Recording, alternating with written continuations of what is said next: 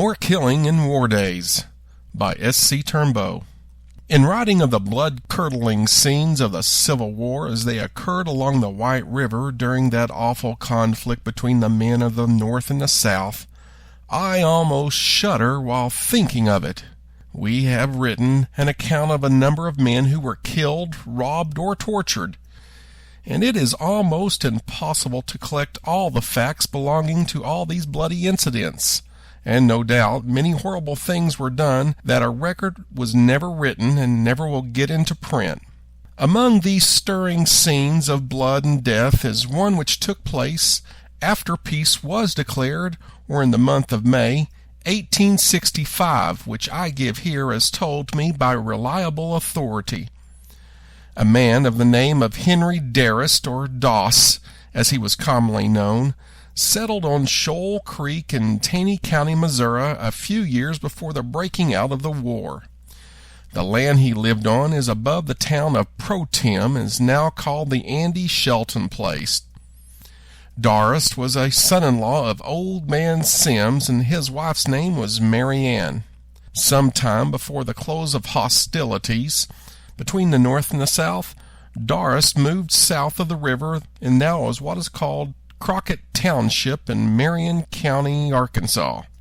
Two of Darrist's brother-in-laws, John Sims and Peter Sims, the latter of which was only 12 years old, lived with him or near him. The Uncle Billy Holt farm, which is on the north side of the river, just above Shoal Creek, was deserted, and was nearly impossible for the family to remain there until after peace was restored. Now, during the spring season of 1865, the Holt residence was occupied by a small body of Federal soldiers. One day in May, 4 of these soldiers got into a canoe at the Holt landing with the intention of going across the south side. But soon after leaving the shore, someone who was supposed to be a bushwhacker began to shoot at them, and they turned back toward the landing. The man who was on top of the bluff continued to fire, but overshot them. But finally, he drew aim lower, and a ball struck the water behind the canoe and bounced and took effect on the back of one of the men named Jim Huff, which gave him a severe wound. His comrades landed the canoe in haste and conveyed him to the Holt residence, and in a day or two, part of the men, after robbing the house of a bed of clothes and wearing clothes, some which belonged to Billy Holt, who had been dead for several years, they started to Forsyth. Now, soon after arriving there, the wounded man died. Now, it seems that the other men either remained there or stayed close by with the intention of getting revenge for the death of their comrade. One day, Henry Darrist, John Sims, Pete Sims, and a man of the name of Johnson got into a canoe at the Ned Coker residence, or where they had stood, for they were burned down during the war, and they started across to the north side. Darrist was going home to round up a few hogs he had left, and the others were going to go along and assist him. They were not suspecting trouble, for peace was declared and nearly all of the Confederate soldiers had surrendered. But it seems that Huff's friends were determined to kill somebody for the loss of their soldier mate. It was very wrong in the man who shot at the Federal soldiers from the top of the bluff, for innocent parties had to suffer for it.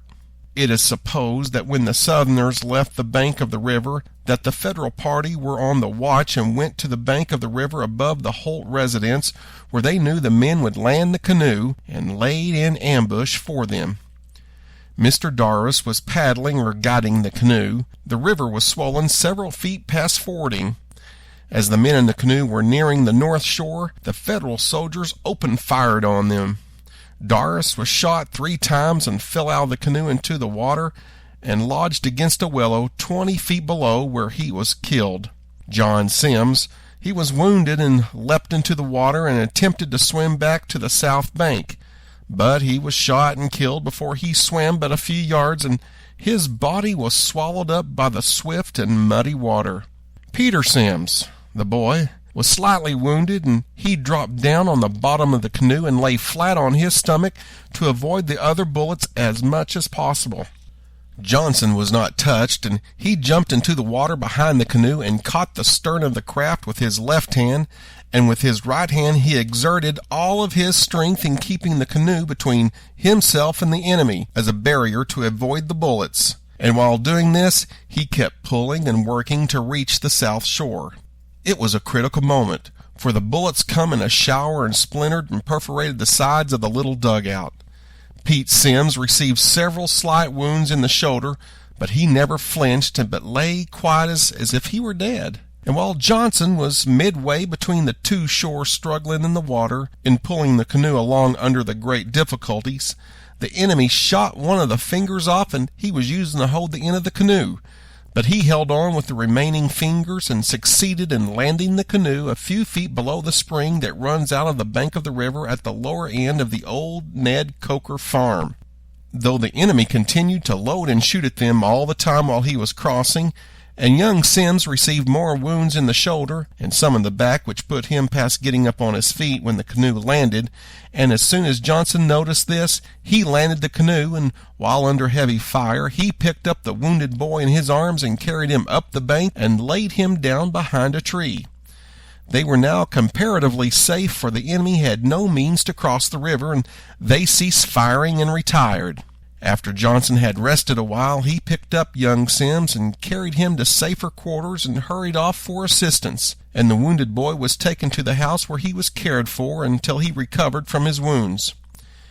Now, in 3 or 4 days after the enemy had gone and the water of the river had fallen, R.S. or Dick Holt and W.A. Bill Pumphrey and others procured a canoe and began to search for the body of Doris and John Sims, and discovered the body of the former at the willow tree mentioned above.